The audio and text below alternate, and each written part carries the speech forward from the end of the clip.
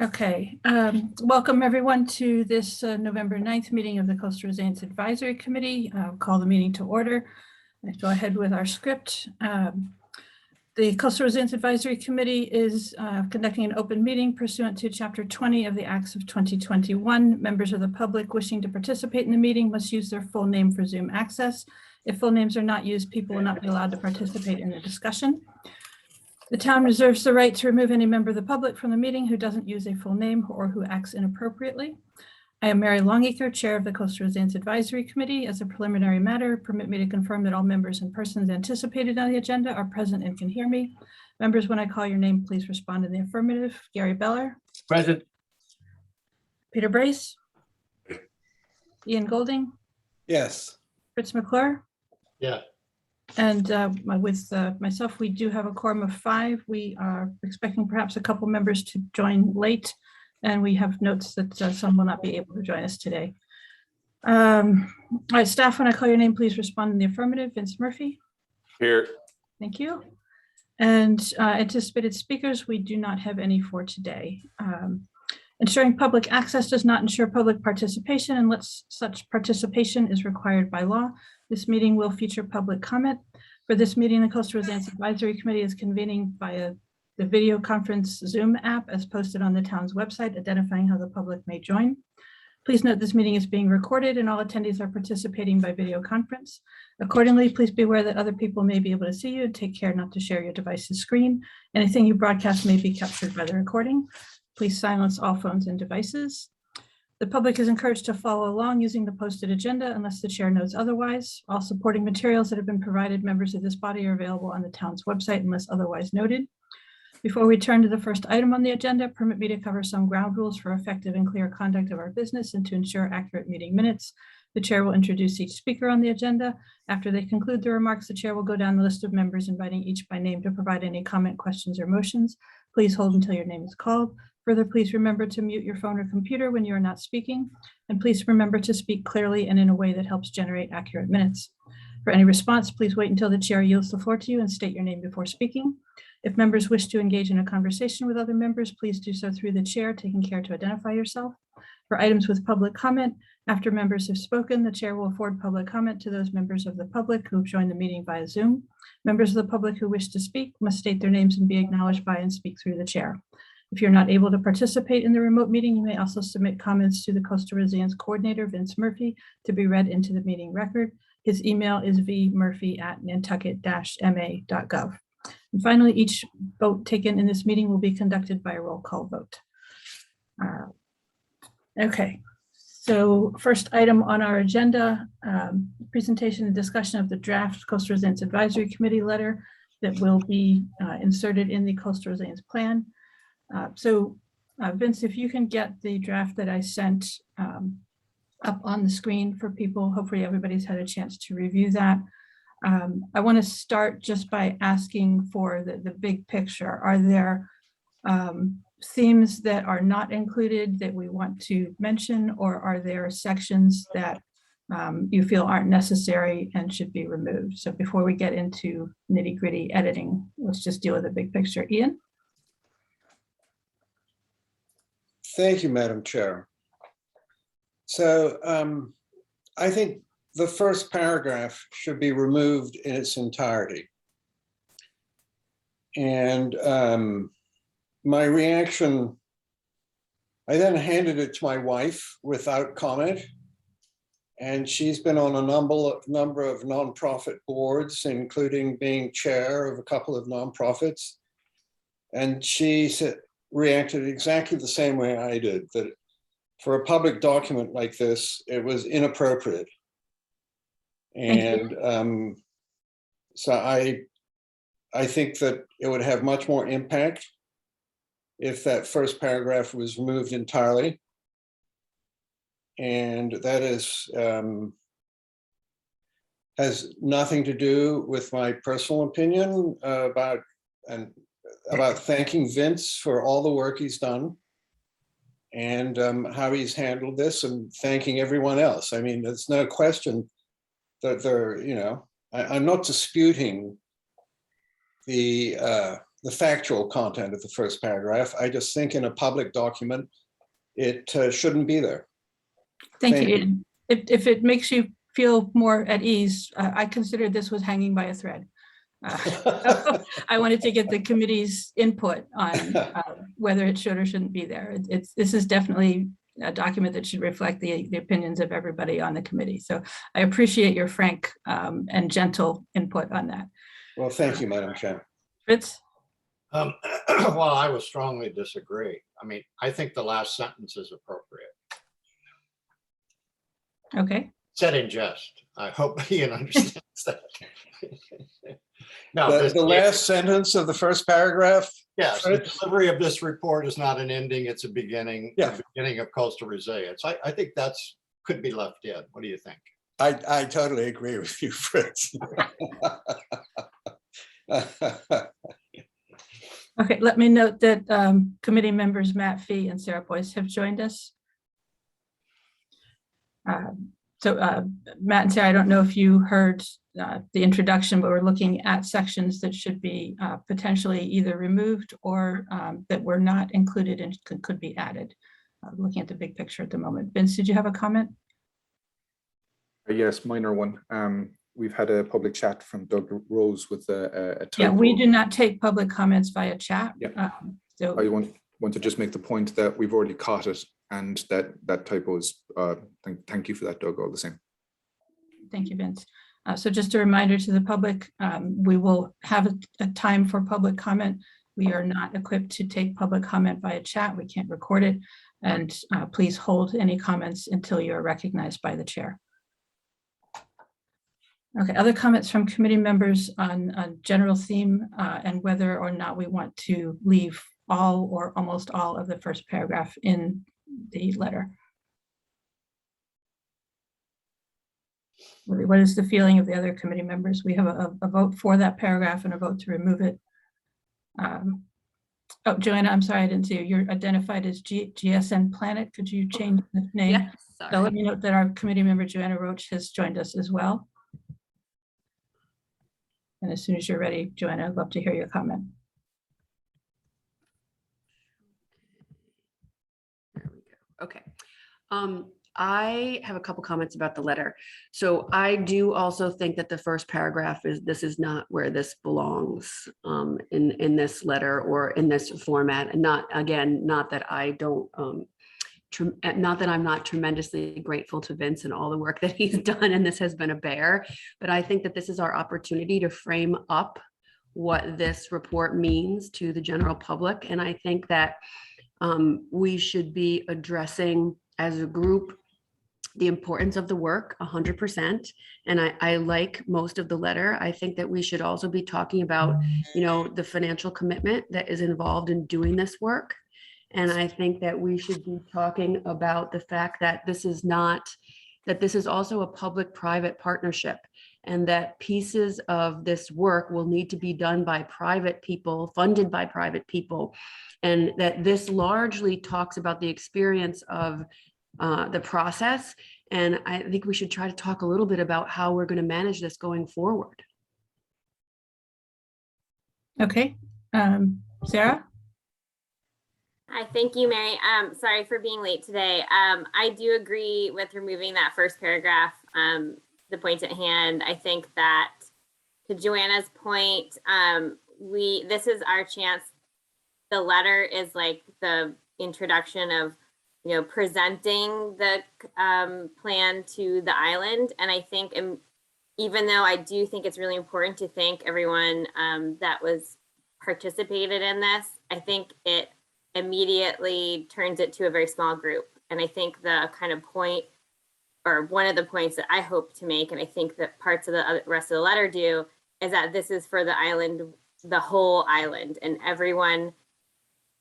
It's for everyone. It doesn't matter where you live, and the public-private partnerships. Like, I think we just want this to be out and out and out. And I think if we start with like the small group of people that this is thinking, I think that it kind of changes the tone a bit. So I do agree with that in general. Okay, further comments? Right. So it sounds like remove the first paragraph, retain a reference to this being the beginning of the process. And that gives us an opportunity to perhaps add something. Any suggestions on areas that we might have overlooked? And Joanna, to your point, would you read the second to last paragraph and see if that addresses your concerns about public and private funding? And if not, perhaps you want to suggest language. And I want to make clear that we're not trying to committee edit this on the screen to produce a final document that we would vote to accept today. That would be an option, but it's, we can certainly, take comments and have people submit suggested language to be incorporated into another draft that will come back to us.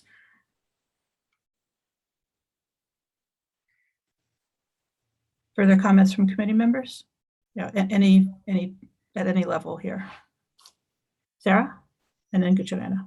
Yeah, thank you, Mary. So I just had one question, sort of, well, the current third paragraph. So if we take out the first one, the future second paragraph, I know you're like specifically calling out the downtown and Brant Point areas. And I don't see a reference to other specific areas. So I guess I just, once again, because obviously all the details for each area of the island is for obviously considered in the plan. Are like, why do we specifically call out these two areas? Just kind of throwing it out there for the committee. So my reasoning was that those were the areas pointed out by Arcadis as meeting criteria for a higher level of protection. And so that was the reason for including that here.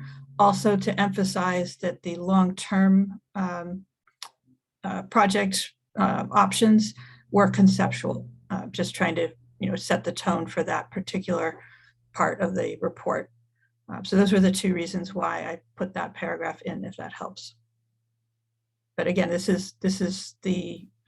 reflects the entire committee, so we can certainly discuss what's appropriate to put in and take out. That is definitely where I want to start. Joanna, you had some comments too? Yeah, I think we could be a little more specific about the financial commitments. And I'm happy to send you something offline that you could potentially work into here. Happy to do that. Great, thank you. Yes, Ian?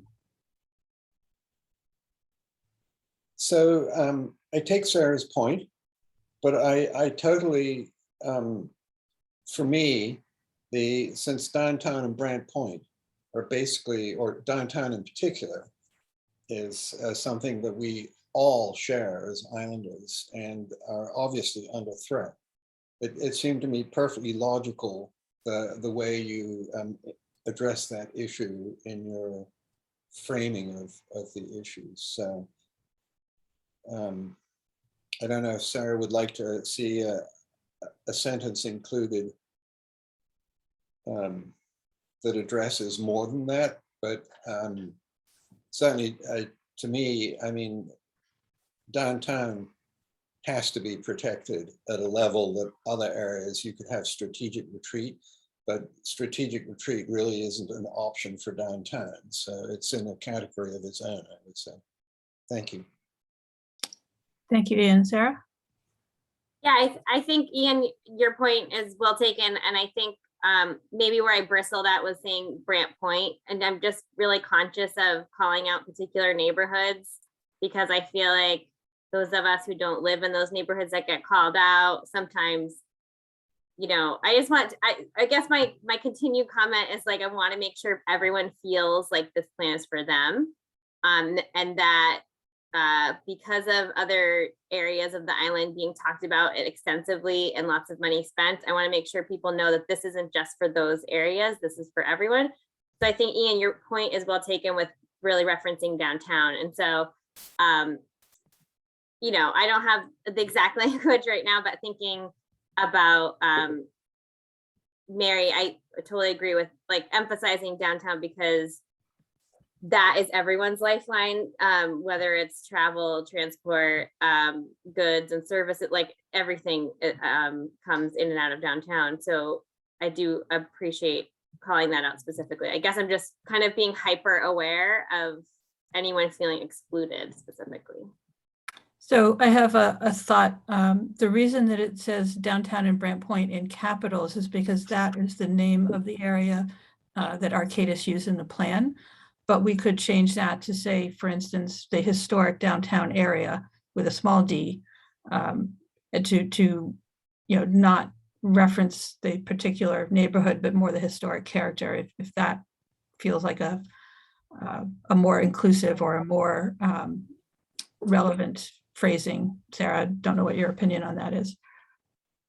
I also bristle at calling out the historic downtown, because if the historic downtown goes underwater, it goes underwater. But if our way on and off the island goes underwater, then we're all, sinking, I guess. So I'm not to be overly dramatic, but more like the point, I guess I would say, is referencing the downtown. I think it's fine, but downtown, and like we use the word infrastructure over and over, so I'm kind of wordsmithing, but basically thinking about the impacts to downtown being mainly like the ferry service and our transportation issues and that kind of thing. But maybe it's just a moot point and it's not. Well, Sarah, I'll suggest if you want to take a look at that and develop some alternate wording and send that, I think that might be the best way to go forward on that. Ian, and then So Gary. Mary, I mean, this is fascinating because I mean, when I read it, I thought of Brant Point as being just the Coast Guard. And, so I wasn't thinking of Hobart Avenue and that whole area. And so perhaps if we just changed it for the downtown area in particular, the CRP also imagines possibilities or something along those lines. Because I absolutely take Sarah's point, I mean, and it's interesting how I sort of didn't think of it that way when I initially read it. But of course,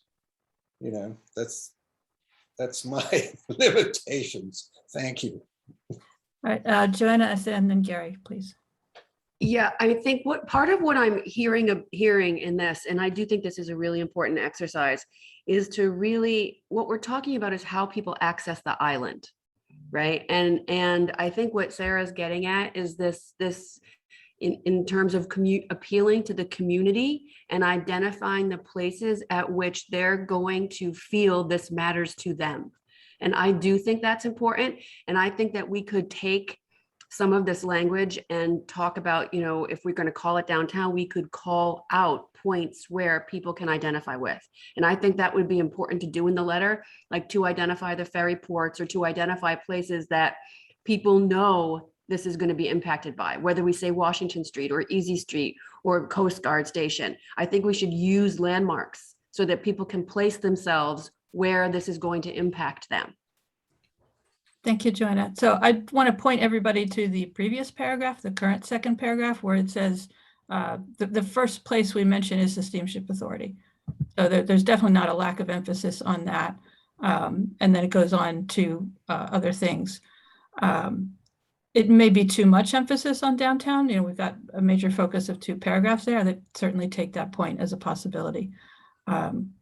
Gary, and then Matt, I do see your hand too.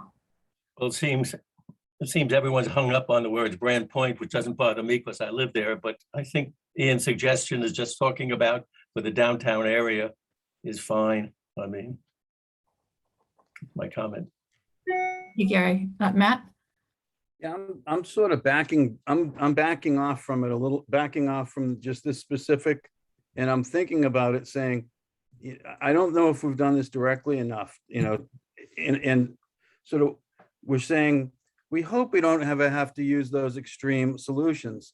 I think we should be saying, yes, we're going to have to do something and we need to work together to figure out what that something is, and I think that we should be setting the stage for some of those somethings, like Joanna's talking about the funding. I think that we should set the stage for that.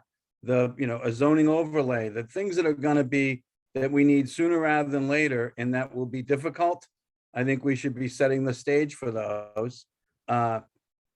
In the 1, 2, 3, 4, 5th paragraph, it ended with one important conversation will be whether regulatory changes may be needed, blah, blah, blah.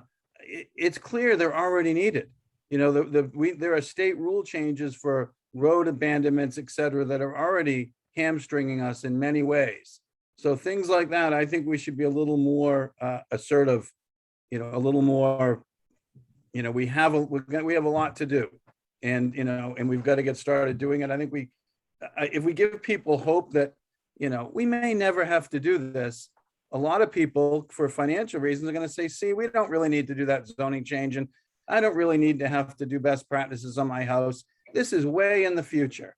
Right. I think we have to have a little more urgency, a little more immediacy, that the sooner we get started figuring out how to pay for it, figuring out what things to do first, figuring out how to work together, the sooner we get started on that without like killing each other, the sooner we can figure that out, the better this whole thing is going to go. Thank you, Matt. And that brings back another point. So consider the context here. This is an introduction to the plan. So there may be things that are appropriate in this context or not appropriate in this context that would be different from what we might say as individuals or as town administration. I just want to make sure that we keep in mind that this document has a context of the entire coastal resilience plan, for whatever that may mean. Ian, you had another comment? I do, Mary, and while I certainly take your point, that's the fact is that I don't know how many people are going to wade through the 550 pages, and so to Matt's point, I think in that paragraph where the last sentence is one important conversation will be whether regulatory changes may be needed. If that was changed to one important one important conversation will be what regulatory changes may be needed.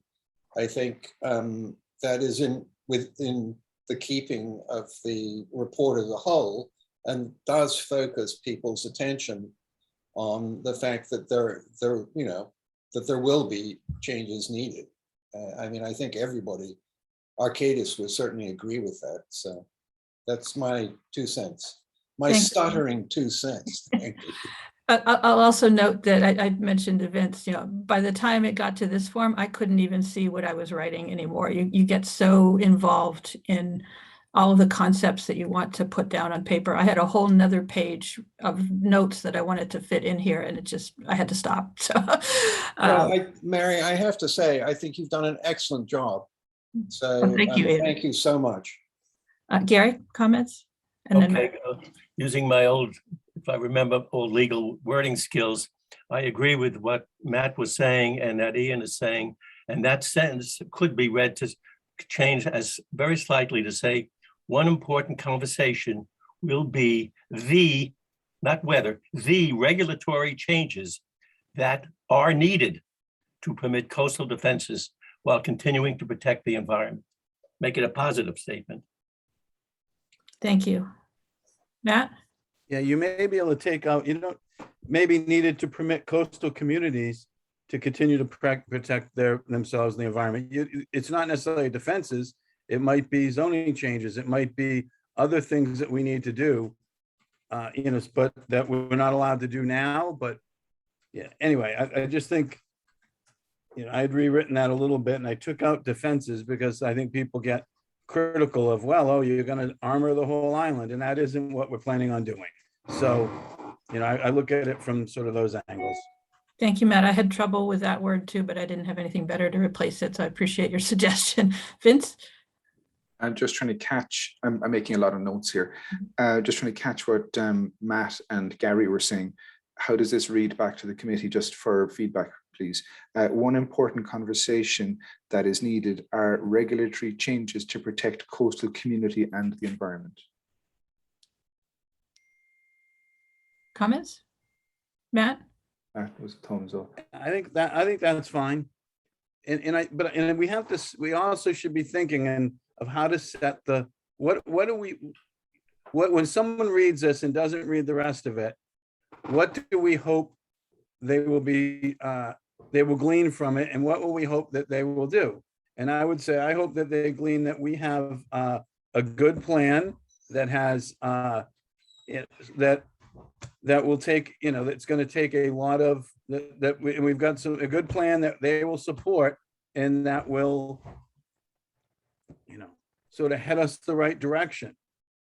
And I think whatever those points are, I think that whatever points are going to be early points in this, in this sort of situation where, and I'm just picking things up. I don't know what they are. Yeah, I know what some of them are, but whether it's getting money for sand, sand studies, or, sort of getting an overlay. So we aren't, I always think of this and say, we have to stop going forward. We can't retreat till we stop going forward. What do we have to do to stop going forward? Arcadis talked about a lot of that in there, but not in detail. They said, well, you guys can maybe do this and maybe do that and maybe do the other thing, and sort of left that to us. We've got to set the plate to do some of those, or Fritz and the planning board and the zoning people will be, at odds over it, and we'll be 10 years saying, geez, I wish we had done that. Thank you, Matt. I agree. It's definitely, this is after the introduction from Libby, this is the first thing they read. Hopefully they read it. And the goal is to give people that sense of what this plan is for, what it does. So thank you, Matt. Fritz? Just overall, Mary, I think you did a great job. When I just first read through this, I read it generally. We're focusing on a lot of very specific sentences and words. And I have to say, when I read through it, I didn't focus specifically on issues in terms of thinking about edits that might be made. So, and I want to thank you for the great effort. And I just, from the committee's point of view, I just want to make sure we don't kind of try to draft this by committee, because in the end, you can't draft anything by committee. I think the comments that have been made are excellent. I think at this point, I think you and Vince should go back, take the comments, obviously rework it a little bit. To me, the two things that I think about when I reflecting on what Matt just said, my concern is that people will look at this report and their takeaway is going to be, and perhaps already is for those who've seen it, their takeaway is going to be the picture of the 2100 breakwater running across the harbor. And if you know the one I'm referencing, the purely conceptual end, and think that that's what we're saying needs to be done, and that people are going to then focus on what's wrong with that. So clearly we need, and you do say it, whether we can beef it up a little bit, that is purely conceptual, and even say perhaps shouldn't focus specifically on what it looks like now, because things may change drastically and that may never come to pass or need to come to pass. The second, I'm forgetting the second. So that was the first one. Wait a minute. I've forgotten for a moment what my second. Oh well, forget it. Yeah, Just take that one. well, thank I'm you. sorry. Yeah, I'm sorry. Ahead, And the second one is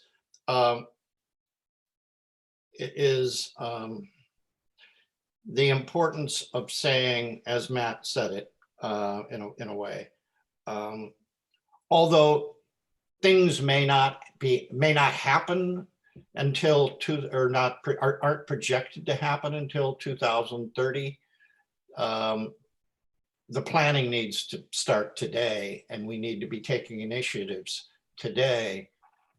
We can't wait until it's evident, very evident, of what's going to happen at a particular time. And maybe you've already said that, but to me, those are the two most important kind of takeaways. We need to start doing something now. We can't just wait, and don't focus on this grand plan at the end. Thank you, Fritz. I think those are two good points. Sarah, did I see my hand, or was that? No, okay. Joanna, please. Yeah, I mean, I'm just listening to the conversation and I agree, Mary, this is a hard thing to try to pull together and write and harder to get a bunch of feedback from a group of people. But I think I've said this all along. I've been really concerned about the density of this information and how people would receive it in the community. And I think that, others have said this on this call, that this letter sets up what we're trying to do. And if people don't read much, but they read this letter, I think there should be some bullet points maybe that are called out. And the three that I think are most important are the focus on community education, which you have in here. I think the priorities of access, whether it's access to the island, like the access to the island and, the erosion control and making sure that public services are maintained. I think those are probably the three community priorities. And then, funding and expense. And we can kind of talk about some of the ways in which projects are funded, because I don't think that people really understand that. And I think it's something they panic over.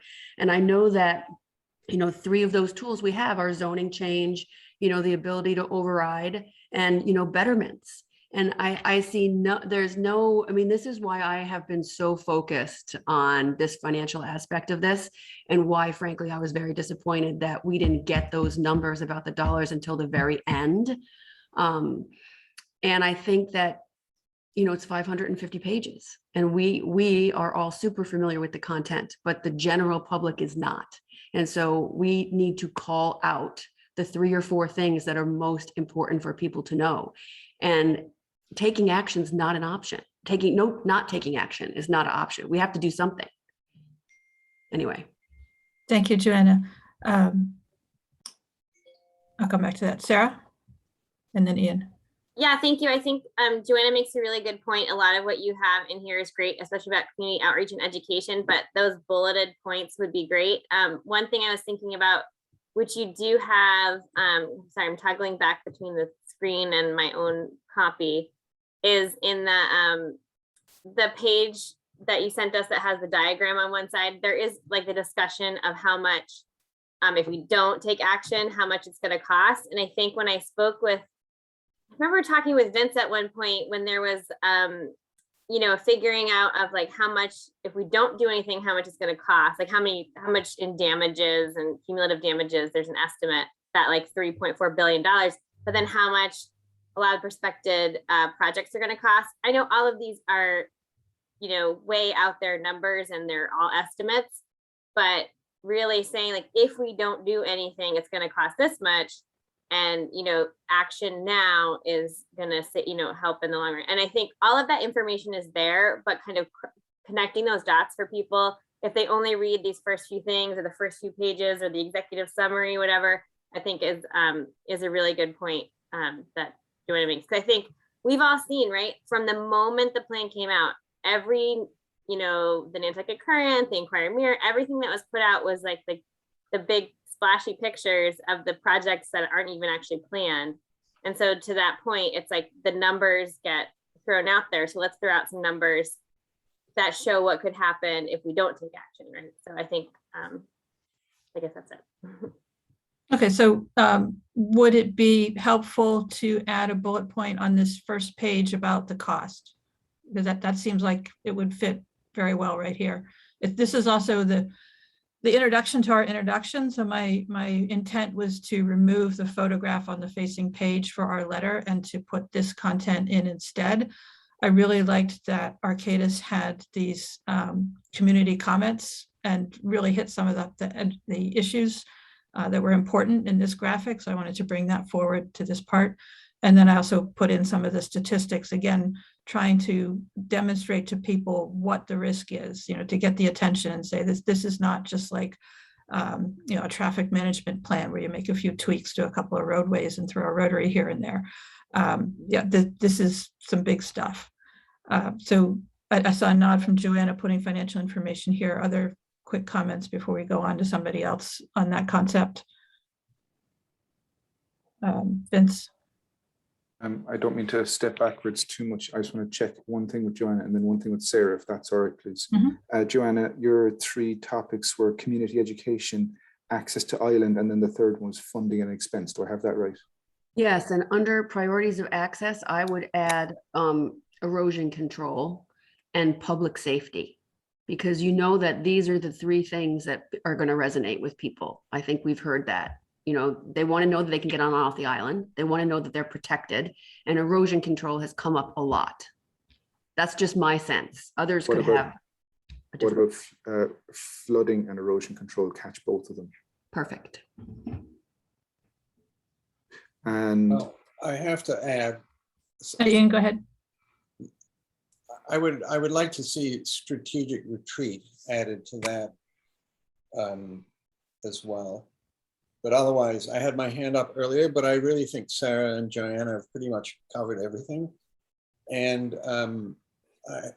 I'd managed in my doddering state to have completely forgotten the first page here, which I think does an excellent job of focusing everybody's attention. So thank you. Thank you, Ian. Vince, did you have another comment you wanted to add here? just super quick, Sarah, I wasn't sure if you were hinting at the kind of ratio that I've been trying to hint at for a while, where you talk about the high-end estimate of, what is it, 930 million in potential total cumulative expenses versus the potential risk of 3.4 billion. Is that what you're getting to? Yeah, thanks, Vince. Yes, it was that ratio. And I know it's all based on estimates. So It it's, is. you know, I think we have to qualify whatever we say here in terms of numbers. But I think that's helpful to see, you know, like, because we see here on the bullet right there that it's going to cause over the next 50 years, $3.4 billion in cumulative damages. I think adding that next bullet about, because then it will seem like the big cost that everyone's freaking out about, it'll seem, you know, more reasonable compared to what happens if we do nothing. Yeah. So just to make a super quick point on this one, and I don't want to linger on this if that's possible. Trevor warned me heavily against using that ratio. So I've only kind of ever used it in somewhat of a passing way, never really written it too much, not to have it in a written way that we could be traced back to us kind of thing. The reason being, he said that if you're just looking at damages, they just calculated the damage to, I don't know, the linear loss of a road, what would it cost in reconstruction numbers to put that back in place. He then said, you know, that doesn't do anything for the amount of goods and services that travel backwards and forward in that road for the time it will be lost. He said, you know, that's a huge thing to try and bring in too, but that's something they just weren't able to calculate. He just used that as an example. So you hit the nail on the head, Sarah. We just have to qualify it and say they're estimates and probably low end estimates. So I would caution about fixating too much on specific numbers. Is it 3.4 or 3.2? Every value is changeable. I mean, we've seen significant price appreciation in real estate over just the last 2 years. So there's no way to know exactly what a future cost will be. You know, we'd be lucky to get a magnitude of 10, you know, in the ballpark. The right number of zeros, in other words. But we can certainly examine, you know, the message and see if there are ways that we can modify that to provide more information. Okay, other thoughts? I think we've caught up to everybody so far. Fritz? Just very minor, excuse me. In the third bullet point, you might even want to remove 3.4, just billions. Because you say 3.4, and my concern is people are going to focus on 3.4. Where'd you get 3.4? Why is it 3.4?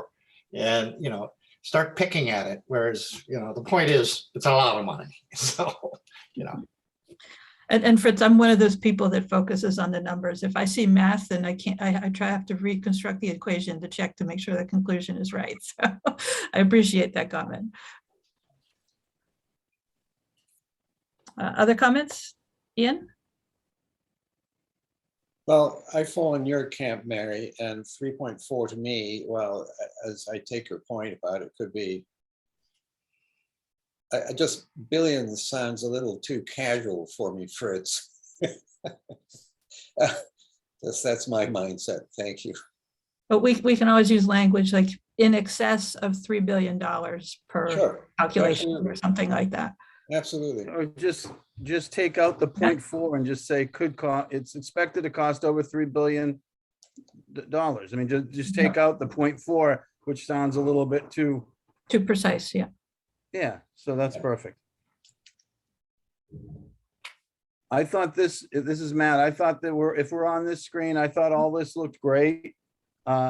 the only thing I was trying to squeeze into the last square box on the right, to protect against significant sea level rise and increased storm frequency. I'm just wondering if we should be saying sea and ground level rise, storm surge, and then the other. I think the reason I'm saying that is, I think people think, well, if we just block the water, everything's fine. And they aren't fine. Certain areas are not fine, even if we block the water, because the groundwater is going to come up. And they're not fine if, you may think, oh, I'm a half mile away. I'm over here by Lily Pond. Well, you're in a storm surge area. You potentially, that water can come right down the street into you and wipe you out too.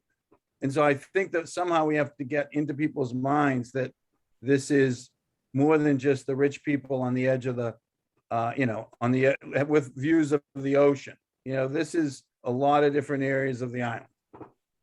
So first point, that's a quote, that's not editable. We can't change the content there. But the second point, I just want to remind everybody, if we could say everything in 2 pages, we wouldn't need a coastal resilience plan. So there's going to be a lot we can't say in here.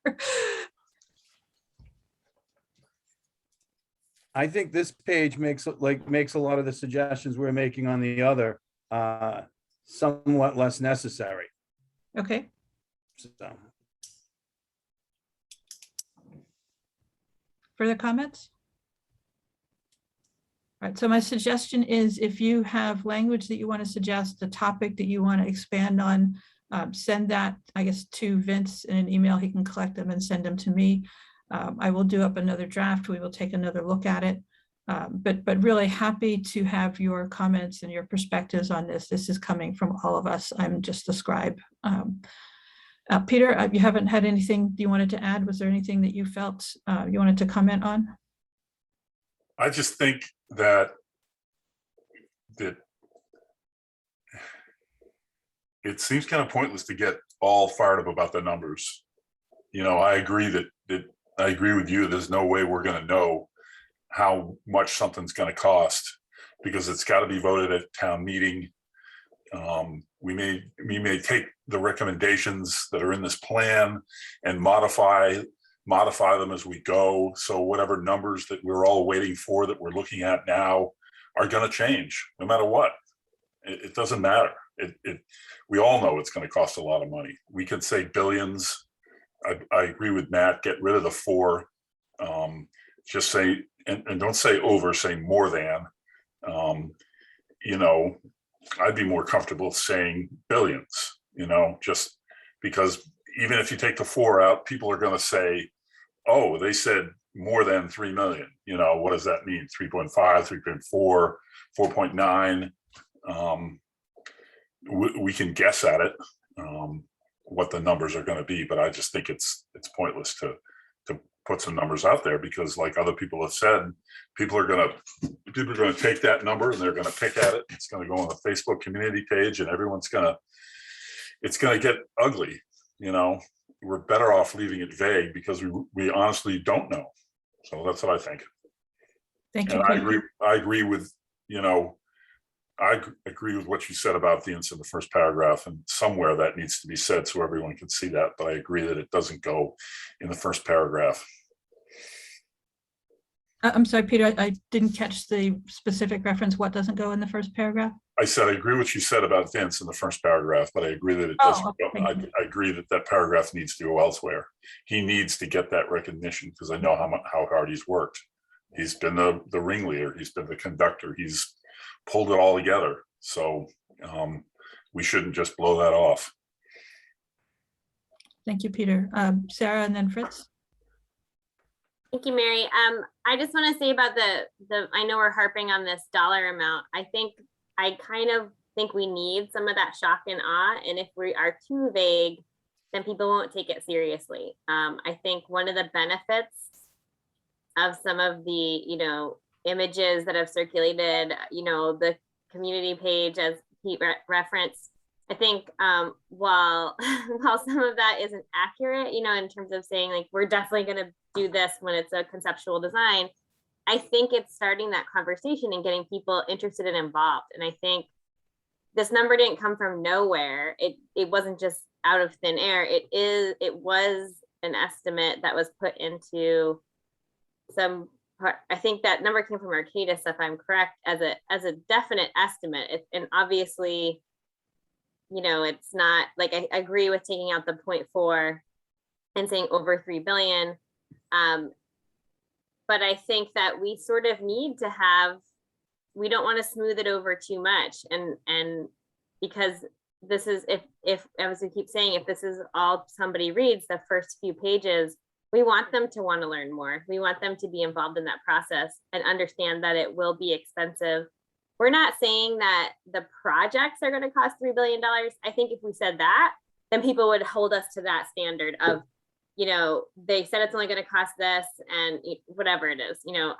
But I think in saying what the damages are going to be, we know that they're very much more than that. So I think in stating this at the very least, it seems shock and awe potentially now, but I think it gets people involved in the conversation too. And I think if we have a fourth bullet point, as I said, I think that's the perfect spot to say something around along the lines of, if, you know, projects, I don't know how we say it, but basically the projects are cheaper than that, like, for lack of a better current phrase, and I'll wordsmith that and send something to you. But basically, if we don't do something, it's going to cost even more. But that's just my 2 cents. Okay, so I'm just going to remind everybody again, you know, all of this information is in the coastal resilience plan. We're not trying to write the plan in 2 pages. And I think I can't imagine that this would be the only thing somebody reads. There is an executive summary section of the coastal resilience plan. You know, that might be the only thing that somebody reads, but I can't imagine anybody going to the effort of downloading the document and only reading our letter. I don't think that's a bar that we have to fill, or that we have to meet. So anyway, Ian, you had, I'm sorry, Fritz was first and then Ian. Just 2 comments, or 1 comment. Just based on what you said, you might want to reference the executive summary. So if they're reading this, you may want to point them to the executive summary, like something to the effect of, you know, you might want to start with reading, you might want to start with the executive summary first and then, or whatever. Second, just in terms of timing, are we having a meeting on the 23rd? We have not decided that yet. My gut instinct is no, because that is Thanksgiving week. Yeah, and that, so my question then goes to,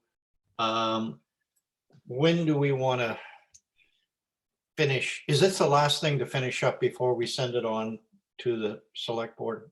There's a second letter that will be a cover letter for the plan to go with the select board, but those are the 2 items on our agenda today, are beyond this one, are that letter and what's our meeting schedule. Okay, so if we've got this and there are comments, and you, I presume people want to see a revised, you know, copy of this. I'd hate to see it delayed all the way into December just because we're not having a meeting. In other words, delayed. No. So at our last meeting, we discussed, I'm sorry to talk over you, Fritz. At our last meeting, we discussed when we would meet, and we decided to meet today, review the letter, and schedule a second meeting today to finalize the letter if that was required, and it obviously is. And the options are any of the Tuesdays in November, really. So, yeah. Thank you. Okay, so Ian, I think, was next. Well, just in answer to Peter's point about not being specific, saying billions rather than over 3 billion, because it might engender Facebook pushback, I would say the easy answer from my perspective would be to tell them to read the report. In other words, it leads them into those specific points in the report. So I'm for keeping in saying over 3 billion, and I reiterate that I think thanking anybody has is inappropriate for this letter. So, and we're all on the same page about, thanking, recognizing who's done what work. But thank you, Mary. I'm no longer going to repeat myself. Thank you. Any further comments on this letter or on how we plan to proceed with this letter? Okay, seeing none. Thank you all for the input, much appreciated. Really glad to have everybody chiming in on that. And the next item on our agenda is the cover letter that we would send to the select board. Vince, if you can put that up on the screen. So the same kind of question here to start, is there something that we should remove from this? Is there something that we should add to this? And Vince, maybe you can start by telling us exactly what the function of this letter is supposed to be. Thank you, Mary. So it's obviously addressed to the select board. It's got the town seal as well as the crack logo. It gives a very simple kind of 2-3 sentence overview of the CRP, what went into it, and the fact that there's just 40 projects that should be outcomes. Where the committee stands, I've just put in the word approval. That is entirely on the committee to work on. And then next step for recommending what the select board should do. This can all be reworded. So, and then on behalf of this committee, correct that. But yeah, this is a very simple thing, just to all committee members listed here. This is just a cover letter to say effectively where this committee stands and what they recommend to the select board, because that's the main function of this committee, is to provide advice to the select board. Thank you, Vince. Any comments on this letter?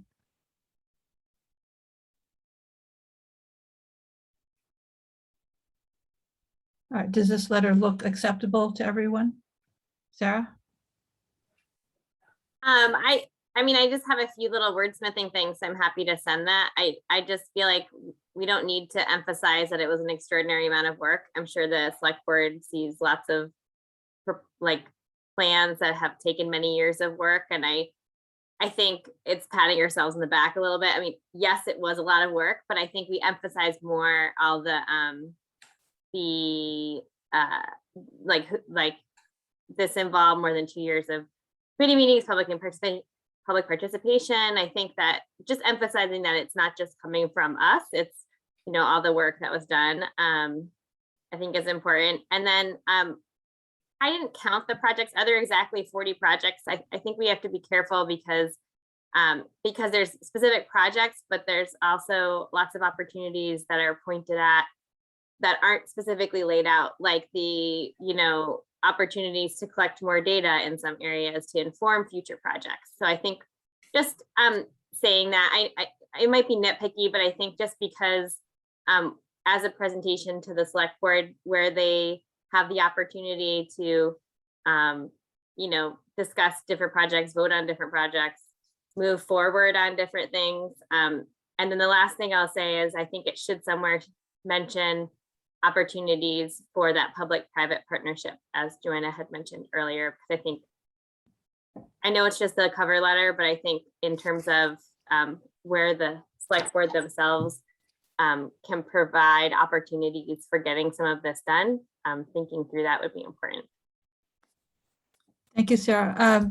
I will note that with 40 being a number, I definitely checked to make sure there were 40 projects quite extensively. And there are, although it's represented in different formats in different sections of the plan, there are definitely 40 projects. I would also say that my interpretation of the function of this letter is, very specific to the goals of town administration. So scientific goals and other goals are, maybe, yes, we could mention them, but again, the context for this letter, I think, is important. We don't want to try and cram in a whole universe of possibilities into this. This has a very specific function. Vince, any correction to what I just said about that?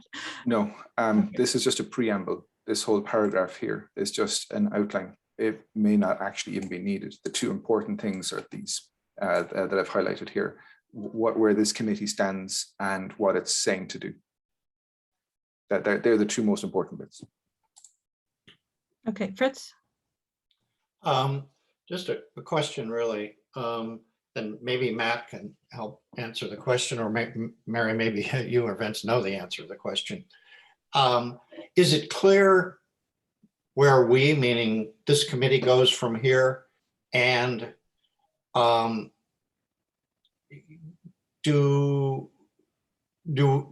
should we try in this cover letter to focus the select board on what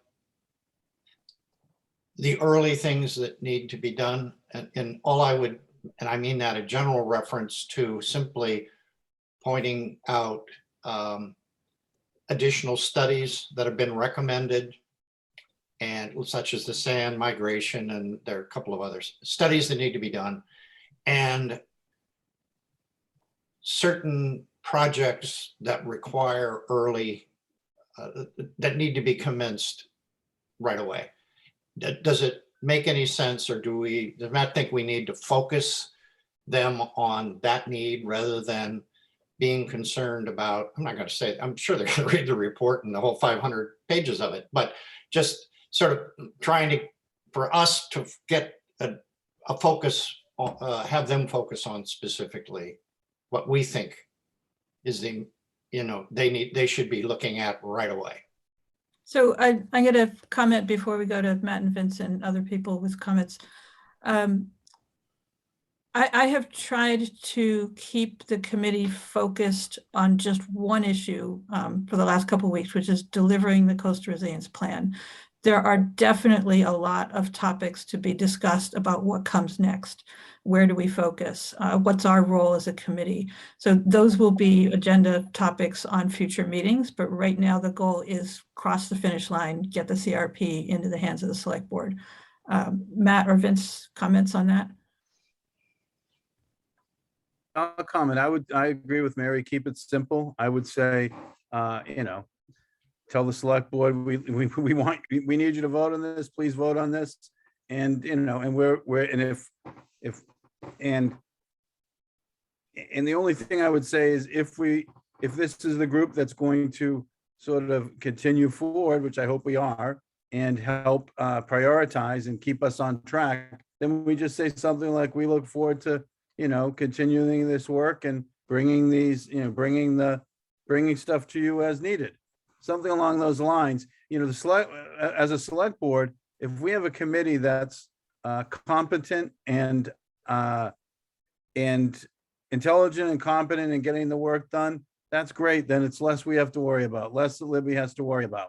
And so I think that's part of it. If it's some things sometimes are dumped to us, like, geez, we got a real big problem here with short-term rentals. Good luck, guys. That isn't our problem. That's really yours to figure out.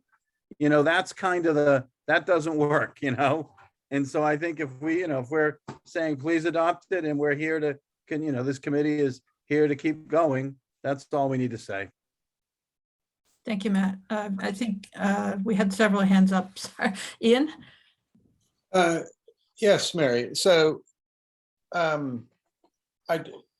taking Fritz's point as well as Matt's, how about a paragraph urging them to meet with us so that we can discuss, so it can be discussed further between, however to phrase it. In other words, because I think it would be a very good idea to meet with the select board, for them to ask questions and for us to emphasize what we feel is the most important aspect of going forward.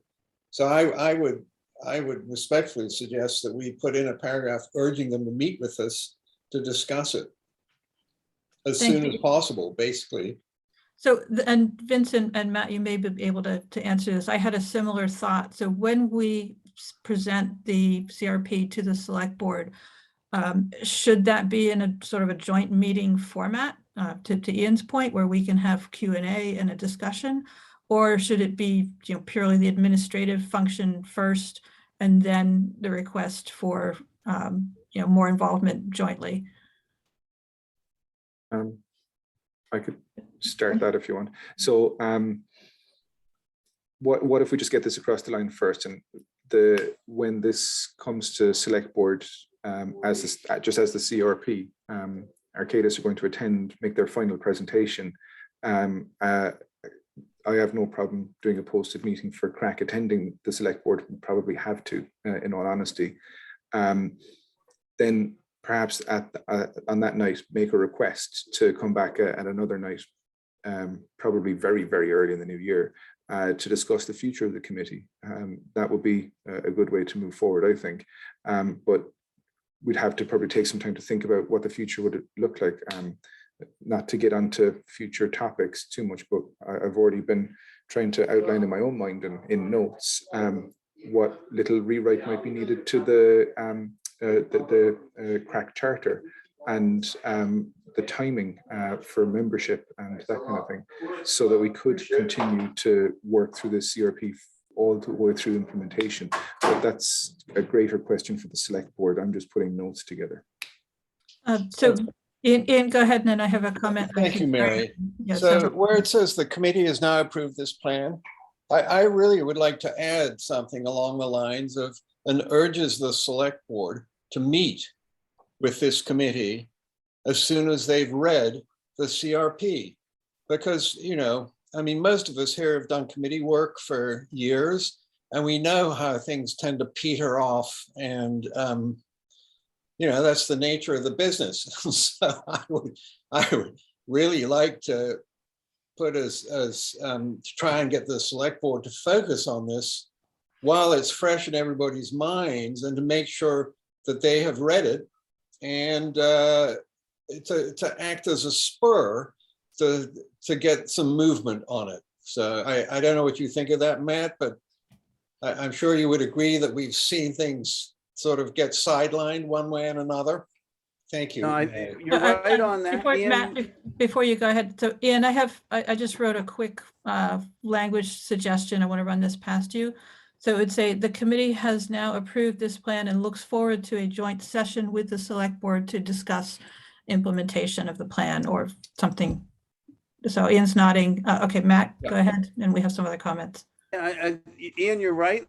But I'm not sure if it's I think if it's a conversation with the select board to try to come up with priorities, I don't think we're going to get very far. I think there'll be a lot of questions. There'll be all of us and all of them, and that will be we'll be herding cats a little bit. I think if this committee, if we get this over the goal line and then come back, come back in a couple of months and say these, or a month or wherever, with recommendations.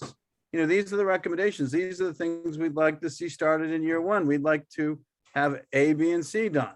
Do you have any questions about that?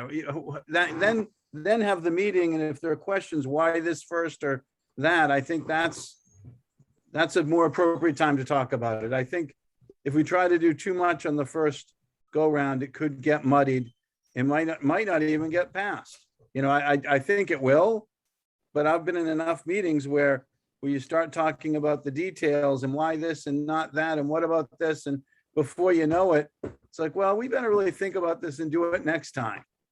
So I think if our goal is to get this passed, let's get it passed, and then as Coastal Resiliency come back with recommendations, for the administration, for their for them, and for the select board, and for the zoning and whatever, come back with sort of what is it we want to see in year one. Okay, so we had Gary, Joanna, and then Fritz. Gary? All right, several different subjects. First of all, can't talk now. It's just a cover letter, and I like that first paragraph, including the part that says an extraordinary amount of work. I think that's important. So I like just a cover letter.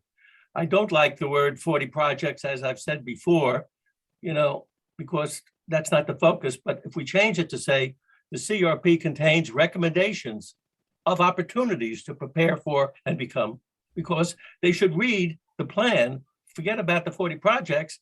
To me, when they read the CRP, they will see that there are 40 projects, but what the plan suggests is the prioritization of the stuff that relates to our infrastructure, going back to my famous comments about how important that is. So that's what I would do. I would take out the 40. I would say it contains recommendations of opportunities to prepare. The other comment is with respect to the next stage.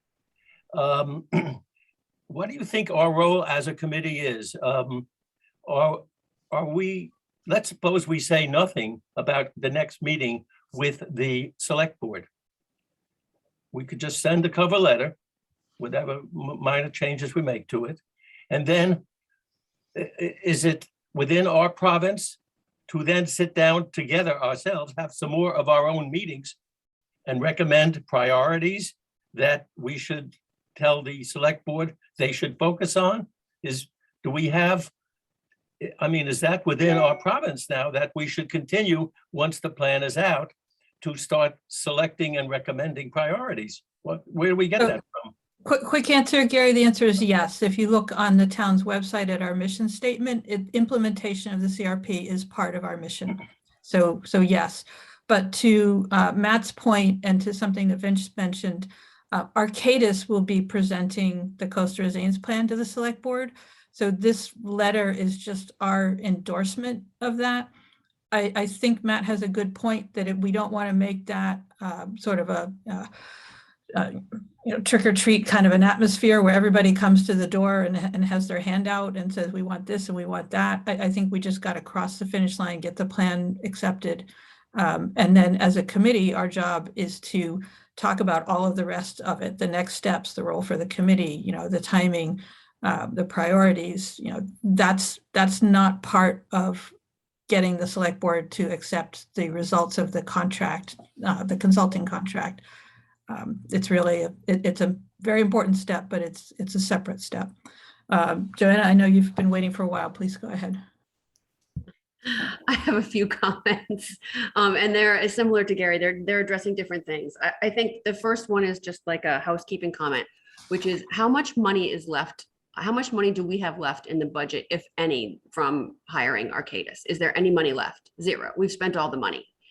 So strategically, that's probably not a great thing because we have no money to implement any kind of outreach now, right? Like that doesn't serve us well in terms of our committee.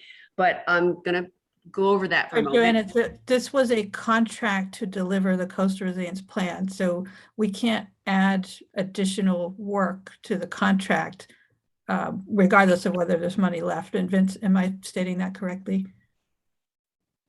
Completely. And that money was set aside specifically for that. And we had to bring that to zero. It was the requirement. So that was only money that was allowed for us to pay Arcadis, is what you're saying. We couldn't do anything else with the money. No, this was its purpose. Okay. And so in terms of funding, this committee has no other money than what we were granted to hire and pay Arcadis. Just to clarify, the committee was never granted money to do anything. The committee was to assist and direct the plan, not to oversee the contract. Okay. Is that fair? The committee has, it's an advisory committee. We have no money. We don't expect to ever have any money. Well, no town, we are an advisory committee, not a regulatory committee. And, committees don't necessarily have budgets for money, but I was just trying to clarify around the money for the contract and for this effort there, it was all to go to Arcadis. We couldn't have done anything else with the money. That was the purpose. Okay. All right, that answers that question. So I think that it would be I do think that this committee should be present when Arcadis makes the report to the select board. And I think it would be strategically not a good move to not be there. I don't think that we have to get involved in conversation that night, and we could agree to do that as a group. But I think that, you guys all more than me, because I'm new to this, have spent a considerable amount of time working on this. And I think it does a disservice to that time to not be present when this is presented. So I do feel strongly that we need to be at that meeting. In terms of how we go forward, I know that, I'm 100% comfortable in recommending that this plan be accepted by the selectmen, but I am not 100% saying that I support the 40 projects or the identification of the priorities of those 40 projects. And I do think that within our committee, we have the ability to help to craft the priorities as this goes to the select board. And I think that that's meaningful information. So I don't necessarily think that this committee's work is done in terms of saying, here is the report from Arcadis. I agree with this all in theory, right? But I'm not saying that, I don't feel like what the report gave us was a roadmap of how to get any of this accomplished. I think it assessed a high level of information and gave priorities from a consulting standpoint about the effects of this on the island. I think that there is a translation that then occurs between this committee and the select board, and also the way that the money is spent, which ultimately is the voters. And I think that we have to spend more time as a group figuring out how do we accomplish that goal as an advisory group.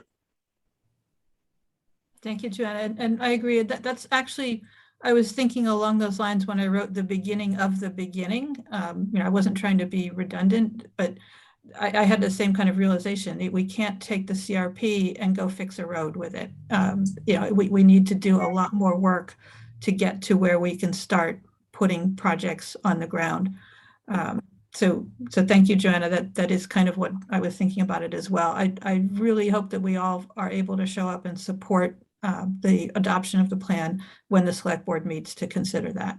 Vince? Just a really minor comment.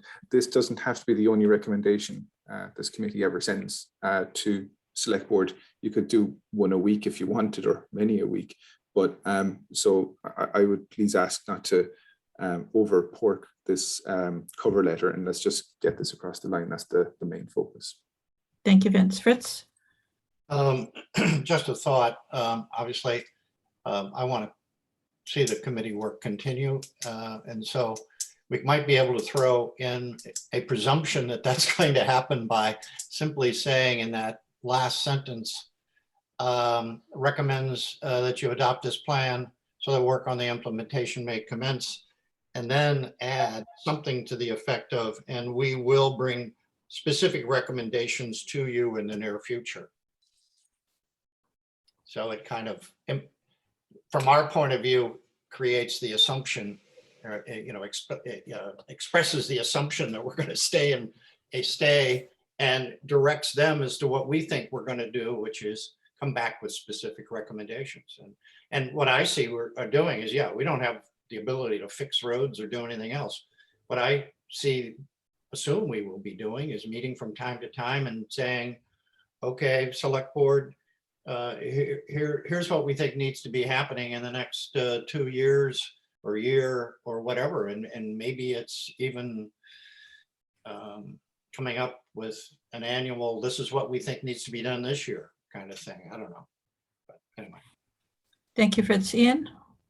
Yes, I completely agree with Fritz. And when you were talking about possibly augmenting, the committee has now approved this plan, add something along the lines of urging them to discuss the recommendations with us, or, because the bottom line is we know a lot more about this than the select board.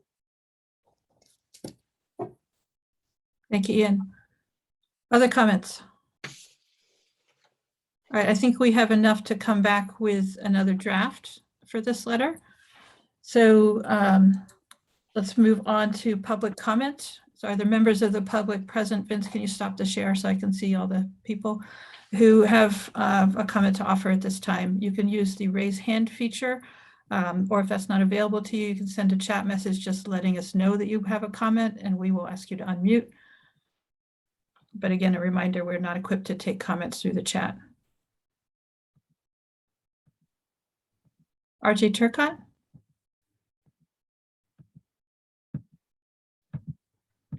Thank you. Can you hear me? Yes, go ahead.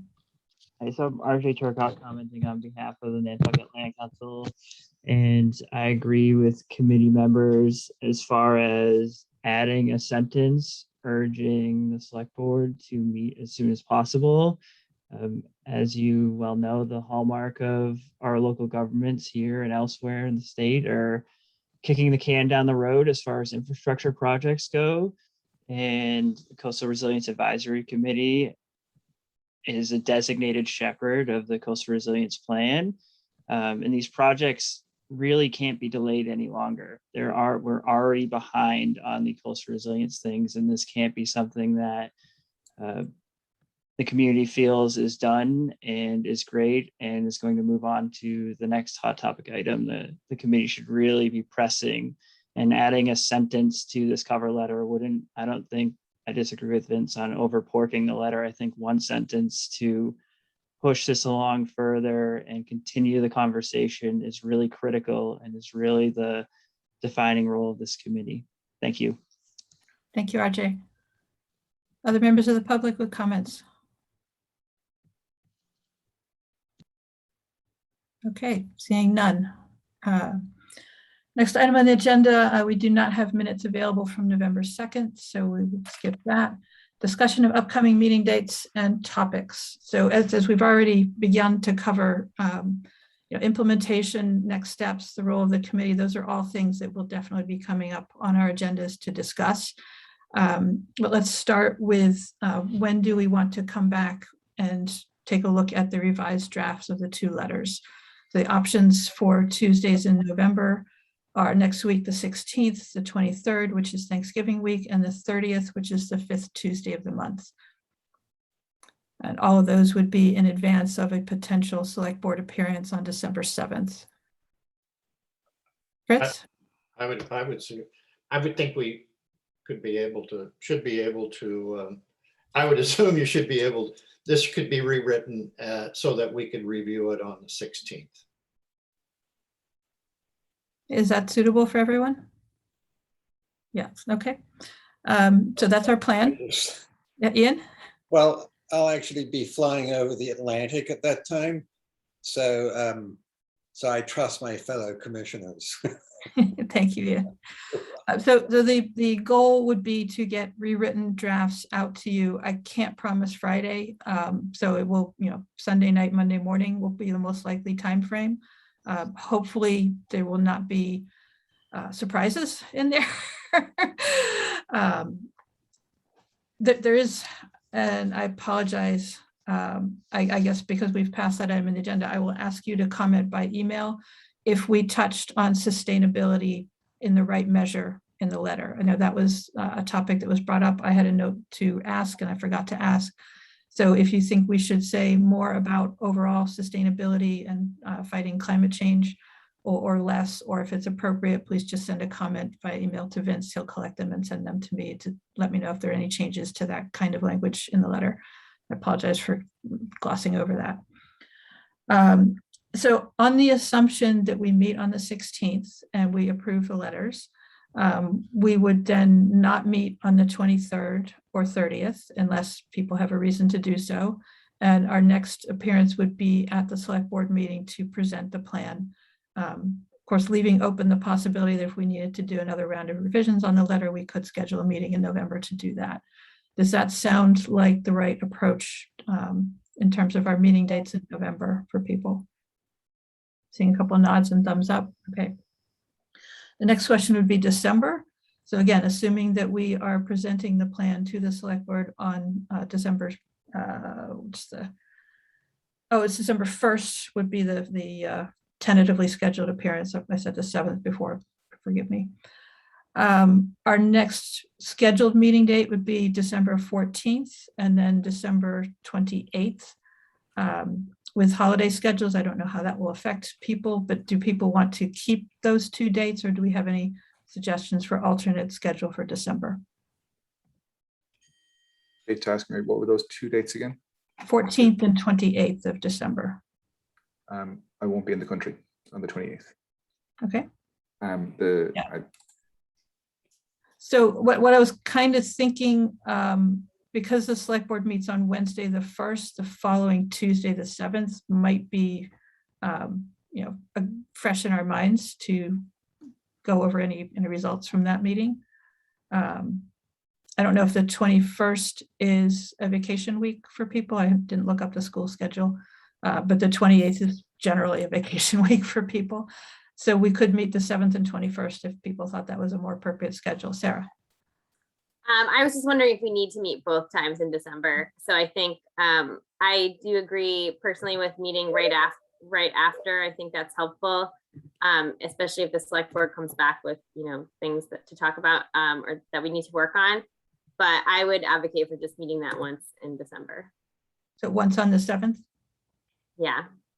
But that's a personal thing. I'm definitely not the 28th is school vacation and the 21st is their school in session, but I don't know that we need to meet. Yeah, I agree with Sarah. Okay. So right now, the idea is to meet only on the 7th in December. We would come back in January. That would be the 11th.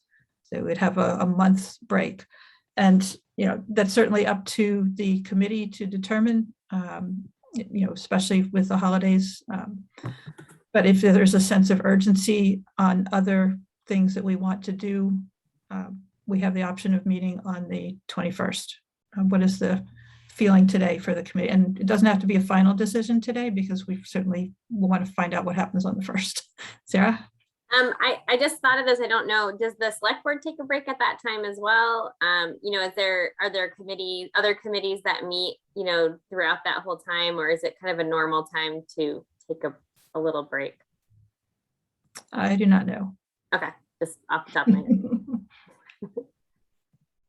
Matt, do you have? I think normally depending where the holiday falls, normally we take, I think the week after the last weekend of the month off. There's normally a bit of a break. I think the part that would be that we should start thinking about once it's presented to the select board is, are there any items that need to be presented, for funding, for studies that, are not included in any budgets? Are there any items that want to go to town meeting this year? Those would be the things that we would want to be focusing on sort of after this is accepted. So I have a suggestion. Vince just had a schedule up on the screen saying that the select board will not meet December 22nd or 29th. So if we wanted anything in front of the select board, we would have to accomplish that on the 7th to meet their deadline for their last meeting of the year on the 15th. Vince, if you could work up suggested, first implementation steps. I know that there's some things that are on your list that you want to get done. Perhaps you can present that to us on the 7th and we can endorse that hopefully, or make suggestions. But that would seem to be like the what would suit the timing the best, especially if there are things for town meeting, and hopefully Vince has a good handle on how to word that and what to do, better than us trying to create it from scratch as a committee. Vince, does that sound like a doable option? Yes, very much so. Okay. How does that sound to members of the committee? Okay. All right, so right now we are planning on meeting on the 16th and then on the 7th. And that's probably it for the year, unless we need to schedule something else. Joanna? I do think that we should, if we were going to have an additional meeting, it could be on the 30th, right? Which would be the week before the day before the select board meets, but also the week before the 7th. So here's the thing, the town is going to be doing their budgets, like they're working on all of this right now. And so if we have specific ideas about funding that we think that we should be requesting, we should be going through Vince to request this money now. And I might be the only one who thinks this, but I think we need to set aside some money for public outreach, right? And I think that that's an important part of the role of the committee. So Vince, definitely respond to that. Joanna, in the past, what we've done is we've leveraged Vince for public outreach. He has done quite a lot of legwork to put up signs in the community, to appear in front of community groups. So I want to just make sure you know that we have not stinted on public outreach for lack of money, although I truly appreciate the idea that we should devote some money to it. Vince, do you want to reply to other concerns there? Yeah. When within the department here, once the director started looking at what to try and request money for next year, he looked at the HMP as well as the developing CRP as it was. And one of the things that came out as something that was in extremely high public demand and in both plans was the sediment transport study. So we're trying to see if we can push that one along. Then we're trying to see what else we might be able to shoehorn in. So I'll try and see what I can work out and distribute to the committee as soon as I can. And hopefully I might have something together before the 7th and then discuss it on the 7th. Thank you, Vince. Further comments on our scheduled meetings and topics for those meetings? And, as always, I'm always happy to call for a meeting that's not on the schedule if we need that to accomplish something in a timely way. Okay, new business. And committee reports. So Vince and I and Fritz were at the Nantucket Planning and Economic Development Commission meeting last night. Vince did a great job of presenting to that commission, which includes the planning board, on the CRP. That recording is available if you want to watch Vince do his stuff. So, Vince, anything you wanted to add to that? A couple of things, if that's okay, Mary. The presentation that was on before was discussing a new fibre system that was coming to the island, and that was a tough one to follow because that was an excellent presentation and something that I would be quite excited about, to be honest. It would help us here on Nantucket, and that was a tough act to follow. Then I did the presentation, went through the questions and the discussions afterwards. There was a lot of traction on one or two items in particular, the in-harbour items. And I had to reiterate the same point several times to say that it was not a recommendation in the CRP, but a conversation starter of sorts. That came up quite a number of times last night. I went over all the different methods, all the different recommendations and the kind of groups and categories they fell into, everything from potential policy and bylaw updates and those kind of things, right through homeowner practices to the various physical infrastructure that may eventually go in the ground. Gave examples and ideas from island-wide. Nat Lowell was particularly interested in the jetties and the bypass, that recommendation that was in there to restore the kind of natural east-west flow of sand in that area while still maintaining the jetties as a navigable channel. They were kind of some of the bigger points that we lingered on for some of the longest. I know Mary and Fritz were both there, and if you wanted to offer anything else that was kind of a highlight from last night. Fritz? Sorry, I was on mute. No, I thought it was a good presentation, and important that that committee hear it. Clearly, it seemed as if it was the first time they were really sort of focusing on what the recommendations were. So we'll see where we go from here. Thank you, Fritz. I'll repeat one thing that I said at the meeting last night because it was sort of a new insight for me, and that was when you're looking at the long-term options, whether it's retreat or adapt or protect for the downtown area, none of them are Nantucket as we know it today. And if you don't like that, then you really ought to focus on reducing climate change. And if you don't want those visions of the future, change the future so that we don't have to look at those visions of the future. That was the point I made last night. And I hope that that becomes part of our message going forward, is that, we shouldn't just accept that this is the future if we can do something to change it.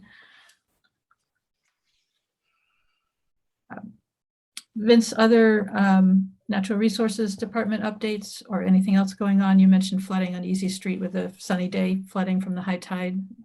Yeah. So yesterday we had a pretty high astronomical high tide event. It got to 4.26 feet. It was pretty intense. We had a coastal flood advisory issued on Sunday for, was it 12 o'clock until 4 o'clock yesterday, something to that effect. High tide was at 2:33. We had Morgan, our coastal resource technician, out on site looking at several locations. She got plenty of pictures and looked at how water flow came onto Easy Street in particular. It basically came onto Easy Street in two ways, up through the drains which indicates the ongoing issue with the duckbill valves in that area.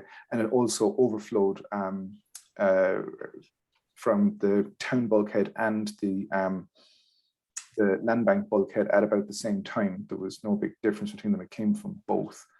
So that indicates they're at, well, water is showing us that they match height, roughly speaking, in that term. There was flow across both properties, is my point. She also checked out the bottom of Broad Street, which gained quite a bit of water. And I think she basically looked at everywhere else. That was some of the more major impacts. I think there might have been some impacts around the Children's Beach area as well. Other than that, yeah, it was one of those nice recordings that we got at this time last year as well, when we also had a King Tide event. This wasn't a proper King Tide event, but it was still pretty significant sunny day flooding, showing our climate change impacts on our known sea level rise. And I also had communications with some of the residents on Easy Street. And as I do, I try to seek feedback from everyone in my email chains and text chains. And people seem to enjoy the idea of potentially raising the road in that area. It seems at least acceptable to some property owners in those areas. One of the things that was mentioned last night at NPDC was Nat Lowell saying that Easy Street being built on fill, the street itself is sinking, you know, as it carries the load of the trucks and everything else. So that's just another point to the fact that we need to raise that road. Fritz, anything else from Natural Resources? I'm sorry, not Fritz, Vince. No, Morgan is out doing a lot of site checks. She's doing the majority of the driving at the moment. And she's getting a lot of windscreen time, and she's getting a lot of site experience, and she's bringing back things and looking at the idea that maybe as is needed over time, that she might come and give an occasional report or storm report in particular over the next few months as needed. May also be the case that she might have to be out checking sites and I might have to give it on her behalf, but that's something we can work out. It sounds like a great idea. Other committee reports? All right, if there are none, that is the conclusion of our agenda. Any other, new business? Gary? Yes, Mary. I was wondering, in reading the press, apparently the first of the infrastructure legislation has apparently passed and been, I assume, signed into law.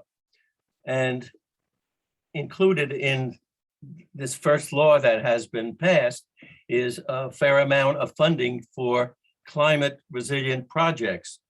Question is, since we're hopefully ahead of the curve, should we be trying to figure out whether we can get an early start on some of our funding requests by having someone look at the provisions in this new legislation, which has just been passed? I'm not sure it's been written yet, even though it's been passed, the details at least, and whether we should ask whether Arcadis or somebody could say, yes, there's certain provisions for the environmental protection are in there that you guys ought to take advantage of. It's really hot off the press now, so I'm not sure anyone is on the case yet. That's my thoughts. Thank you, Gary. Vince? Are you saying to make it maybe a small part of the development that they're going to do next for using the contingency money to develop grant applications? See if that's something that could be worked into that. So sorry, yeah, everybody. Or any other comments on that?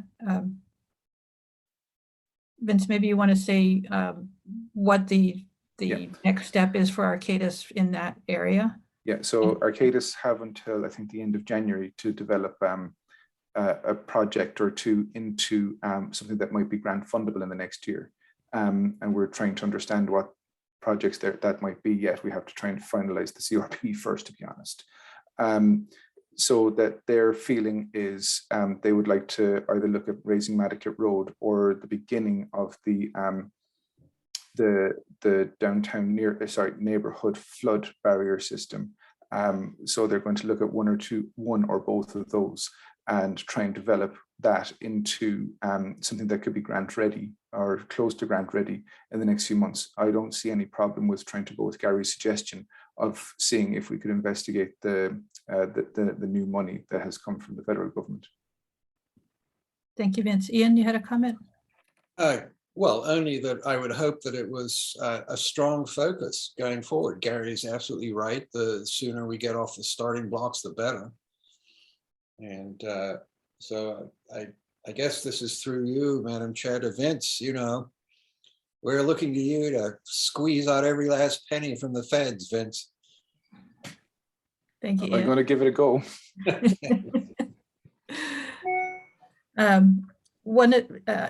Vince, maybe this is something you can come back with some more information on the 7th.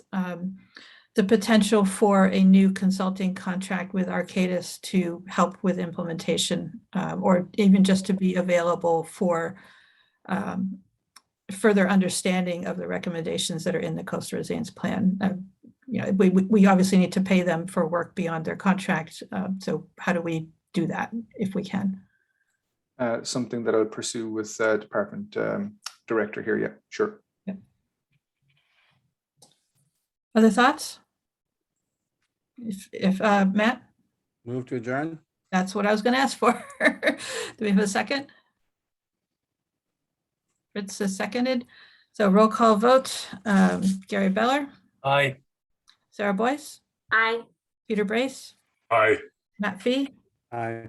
Ian Golding. Aye. Jen is not here. Fritz McClure, Aye. Joanna Roach, Aye. and Mary Longacre. Aye. Thank you all. We will see you next week.